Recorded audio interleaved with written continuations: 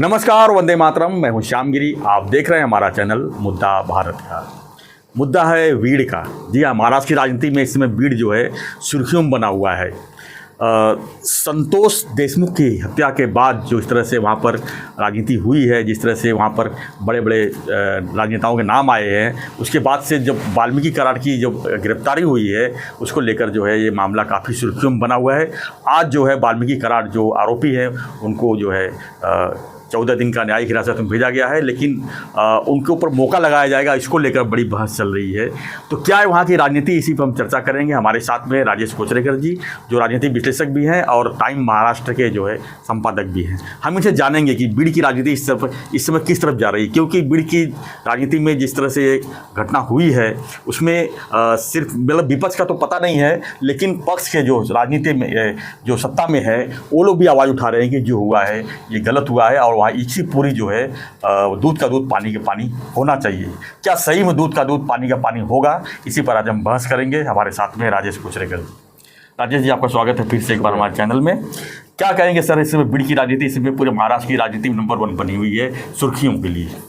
देखिए, बीड़ की आप बात कहें तो बीड़ एक महाराष्ट्र के बिल्कुल बीचों बीच बसा हुआ एक डिस्ट्रिक्ट है। इस पूरे बीड़ के पास आप मतलब बीड़ से आप कहीं पर भी जा सकते हैं। आप पूना में आ सकते हैं, मुंबई में आ सकते हैं और देश के विभिन्न हिस्सों में जा सकते हैं। लेकिन महाराष्ट्र का सेंटर पॉइंट है। इन दिनों वो सत्ता का भी सेंटर पॉइंट इसलिए बना हुआ है क्योंकि यहाँ पर मस्सा जो ये जो एक गाँव है, वहाँ पर संतोष देशमुख वहाँ के जो सरपंच थे, वो उनकी हत्या हुई 9 तारीख को, और ये 9 दिसंबर को जो उनकी हत्या हुई उसके पहले उनका अपहरण हुआ, उसके बाद उनको बहुत बुरी तरह से मारा गया। अब स्थिति ऐसी है कि ये करने वाला जो बंदा था विष्णु चाटे, ये तो पूरा मतलब देखिए, इसमें अभी 6 लोगों को मौका अब तक लगा हुआ था, आज 7वें बंदे को भी मौका लगा और एक बंदा जो है वो अभी इसमें आज भी फरार है। तो ऐसे स्थिति में ये जो वाल्मीकि कराड़ है, ये वाल्मीकि कराड़ धनंजय मुंडे का बहुत करीबी माना जाता है। ये धनंजय मुंडे के पास आने के पहले गोपीनाथ मुंडे, जो स्वर्गीय गोपीनाथ मुंडे भाजपा के कद्दावर नेता थे, उनके एक मित्र थे, उनका नाम था फुलचंद कराड़। ये फुलचंद कराड़ ने इनको वहां से लाया और ये वहां के एक दूर के गांव का एक बंदा है वाल्मीकि कराड़, और ये वहां पर एक चपरासी का काम करता था। आज चपरासी का काम या हर कोई काम करने वाले को हरकाम्या जैसे कहते हैं मराठी में, तो ये जो एक प्यून के तौर पर या एक सिपाही के तौर पर काम करने वाला बंदा आज बीड़ के राजनीति का ही नहीं तो मराठवाड़ा के राजनीति का असली सिपाही बना हुआ है। धनंजय मुंडे पूरी तरह से उन पर निर्भर है। हजारों करोड़ की संपत्ति जो है उसने बनाई है और पूरी तरह से यानी वहाँ के रेत है, नदी से निकलने वाली रेत की बात हो या वहाँ की जो ऐश हो, ये जो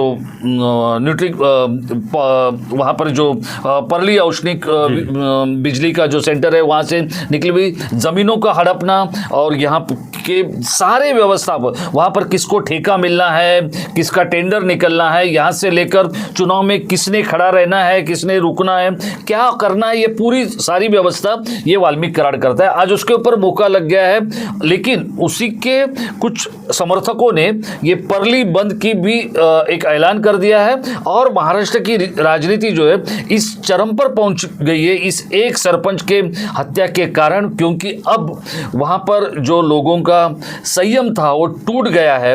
वहां की जो सारी मर्यादा है उसका पूरी तरह से उसकी क्षति हो गई है और ये वाल्मीकि कराड़ और उसके जो सारे गुंडे हैं उन्होंने वहां पर काफ़ी आतंक मचा कर रखा है और उसको आज मौका लग गया है। मौका लगने की जो प्रक्रिया है उस पर अभी काम शुरू हुआ है और ये जो है आने वाले दिनों में और 2 या 3 राजनीतिक बड़े राजनेताओं को अपने चपेट में लेकर रहेगा। वाल्मीकि कराड़ की अगर बात करूं तो उसमें इसके बाद जो है धनंजय मुंडे का नाम काफ़ी सुर्खियों में है। धनंजय मुंडे को इस्तीफा दे देना चाहिए मंत्री पद से, उनको गिरफ्तारी होनी चाहिए, ये सब की बातें वहाँ पर उठ रही है। तो क्या लगता है कि इसमें होना क्या चाहिए आपके साथ? देखिए, ऐसा है, सुरेश धस ये जो शख्सियत है, सुरेश धस भाजपा के विधायक है। सुरेश धस ये कोई दूध के दुलारे नहीं है, ये सबने पहले समझ लेना चाहिए। सुरेश धस ये गोपीनाथ मुंडे जी के शागिर्द थे, उनकी तालीम में तैयार हुए। ये एक ऐसे नेता है 5 बार वो वहाँ से चुन कर आए हैं विधायक के तौर पर, और उनका और ये मुंडे परिवार में बहुत अभी दरार पैदा हुई है। वो दरार इसलिए निर्माण हुई है क्योंकि वो जब चुनाव लड़ रहे थे तब पंकजा मुंडे ने और धनंजय मुंडे ने उनको पराभूत करने के लिए, उनको हार चकाने के लिए हर संभव कोशिश की। कुछ लोगों को फोन किए गए, कुछ संस्थाओं को फोन किए गए कि इनको गिराओ, इनका काम मत करो, और ये सारी चीजें सुरेश धस के पास पहुंची है। सुरेश धस ये भी इस तरीके के ही कुछ कामों में व्यस्त रहने वाले राजनेता है, ऐसी चर्चा वहां पर है। और पंकजा मुंडे हो या और कुछ लोग हो, उन्होंने खुले तौर पर यह बोल दिया है। बात यहां तक नहीं है, मेरी जो समस्या है या मेरा जो कहना है वो अलग है, क्योंकि अभी बीड़ ये ऐसा जिला है कि जहां पर भारी मात्रा में गन्ना तोड़ने वाले जो कर्मचारी है या जो भी कामगार है वो बहुत बड़ी मात्रा में वहां पर बसे हुए हैं। उनके लिए या उनके बच्चों के लिए, उनके भविष्य के लिए अब कोई भी बड़ा उद्योग वहां पर नहीं आएगा, कोई भी बड़ा उद्योगपति वहां पर नहीं देखेगा, क्योंकि जिस तरीके की आतंक और अफरा तफरी वहां पर मची हुई है। अगर कोई वहां पर एक बड़ी इंडस्ट्री आती है, कोई बड़ा उद्योगपति आता है, तो उसको फिरौती के लिए, उसको रिश्वतखोरी के लिए, उसको जो भी मसल पावर के लिए इतना परेशान किया जाता है कि आप सोच नहीं सकते। और ऐसे में सुरेश धस ये अपनी राजनीति कर रहे हैं, लेकिन संतोष देशमुख का मरना या संतोष देशमुख के ऊपर जो हमला होना, ये भी कोई एक सही और अच्छी बात नहीं है, क्योंकि संतोष देशमुख ये क्या पहला बंदा नहीं यहां पर मरा हुआ है, ऐसे सैकड़ों लोगों को यहां पर मारा गया है। लेकिन अब हुआ क्या है, मीडिया, अंजलि दमानिया और साथ ही साथ विपक्ष के लोग, शरद पवार, ऐसे सारे लोग उसमें उतरने के कारण ये संतोष देशमुख जो प्रकरण है या जो भी मैटर है या जो भी मसला है वो पूरे राज्य तक पहुंचा। और अब ऐसी बात है, क्योंकि धनंजय मुंडे क्या है, वो भारतीय जनता युवा मोर्चा के जब नेता थे तब से वो देवेंद्र फडणवीस से जुड़े हुए हैं, और देवेंद्र फडणवीस और धनंजय देशमुख का दोस्ताना आजकल का नहीं है, पिछले 35 सालों का है, पिछले 30 सालों का है। तो ये जो सारी चीजें हैं, इसको लेकर स्वयं मुख्यमंत्री भी तकलीफ में है, धनंजय मुंडे भी तकलीफ में है, क्योंकि धनंजय मुंडे किसका करीबी, धनंजय मुंडे का आशीर्वाद किसको है, वाल्मीकि कराड़ को, और मुंडे को किसका आशीर्वाद है, अजीत पवार और देवेंद्र फडणवीस को। लेकिन अगर इसके ऊपर कार्रवाई नहीं होती है, अभी आप या कोई हमारे जो दर्शक है वो सोचेंगे कि धनंजय मुंडे को मंत्रिपरिषद से क्यों नहीं निकालते। तो धनंजय मुंडे को इसलिए नहीं निकाला जा रहा है, उनको और उनके पार्टी को पूरी तरह से बदनाम करने की एक बहुत बड़ी राजनीति चल रही है। और ये जब तक धनंजय मुंडे पार्टी में रहेंगे या सत्ता में, सरकार में रहेंगे, मंत्री रहेंगे, तब तक अजीत पवार और धनंजय मुंडे और राष्ट्रवादी कांग्रेस पार्टी, ये तीनों की बदनामी होती रहेगी। और यही करना ये भाजपा की एक रणनीति है और यही एक राजनीति है। जी, तो क्या लगता है कि इसमें जो फडणवीस जी, इसमें होम मिनिस्ट्री उनके पास है, सब कुछ उनके पास है, मुख्यमंत्री हैं, तो ऐसे बीड़ में जो है एक राष्ट्रवादी कांग्रेस पार्टी को आपने जैसा कहा कि बदनाम करने की साजिश चल रही है, ठीक है, बदनाम तो हो जाएंगे, लेकिन क्या उनको अरेस्ट कर पाएंगे धनंजय मुंडे को? नहीं, देखिए ऐसा है, धनंजय मुंडे ये कोई छोटा नेता नहीं है। धनंजय मुंडे भले आज शरद पवार जी के साथ वो नहीं है, लेकिन शरद पवार जी का भी उनके ऊपर प्यार है, क्योंकि उनके जो पिताजी थे पंडित राव मुंडे, ये सबसे पहले शरद पवार जी के साथ गए। जब भी गोपीनाथ मुंडे और पंडित मुंडे, इनके बीच में एक ऐसी दरार बनी हुई थी, और वो दरार इसलिए बनी हुई थी कि गोपीनाथ मुंडे के बाद, क्योंकि गोपीनाथ मुंडे जी को तो 3 बेटियां हैं, तो और पंडित मुंडे को एक बेटा जो धनंजय मुंडे है, जो कि राजनीति करना चाहता था।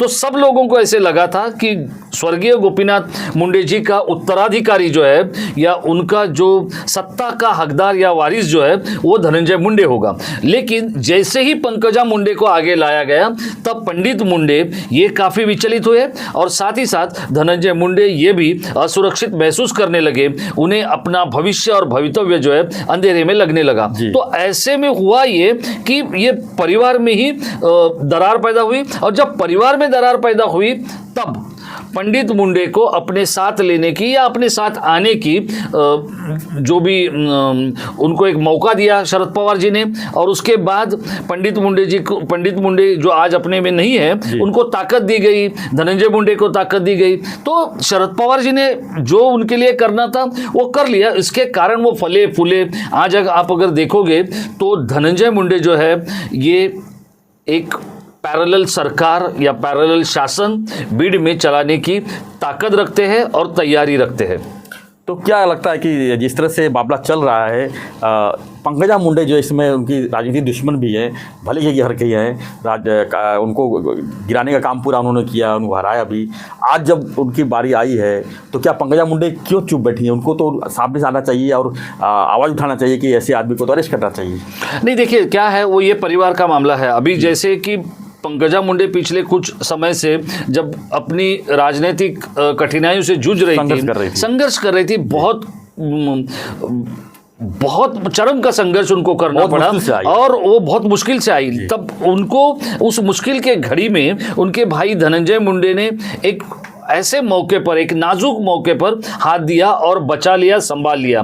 तो वो अभी भाई के खिलाफ नहीं जाएगी। लेकिन सुरेश धस ये जो कर रहे हैं उसके बारे में उन्होंने कुछ टिप्पणियां की है, उन्होंने अपना कुछ पक्ष रखा है। लेकिन यहाँ पर अब ये बात शुरू हुई है कि सुरेश धस, संदीप क्षीरसागर और मुंडे परिवार, इनके बीच की जो राजनीति है और सत्ता के कुर्सी के लिए और बीड़ में जो भारी मात्रा में पैसा बनता है ये सारी थर्मल प्लांट से या रेत से या वहाँ की ज़मीन से, तो ये सारी चीज़ों से अपना जो खेमा है वो कैसे फले फूले और उनके पास इस तरह की सारी जो भी चीज़ें हैं सत्ता और संपत्ति की वो कैसी रहे, इसको लेकर ये दोनों भाई और बहन कोशिश कर रहे हैं। और उनको विरोध करने का काम धस और एक क्षीरसागर जैसे, प्रकाश सोलंकी जैसे लोग कर रहे हैं। लेकिन अब ये हुआ है कि ये दोनों खेमे एक दूसरे के साथ रास्ते पर जब टकराएंगे तब राज्य में लॉ एंड ऑर्डर की सिचुएशन तैयार होगी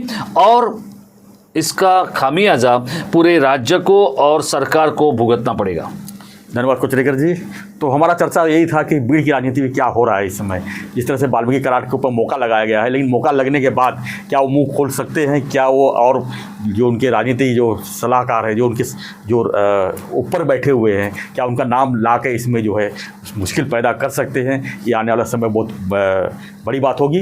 क्योंकि सवाल ये उठता है कि सरपंच जो संतोष देशमुख की हत्या यानी कि एक तरह से पाप का घड़ा अगर भर गया है तब ये पाप की घड़ा फूटी है और इस तरह से जो झोल झपाटे हैं सामने आए हैं। और सवाल ये नहीं कि सरपंच की हत्या हुई है, सवाल ये है कि वहाँ के जो इतने बड़े माफियागिरी वहाँ जो चल रही है, इसका जो है आका जो है वो कब जेल में जाएगा या कब उसका आगे की कार्रवाई होगी।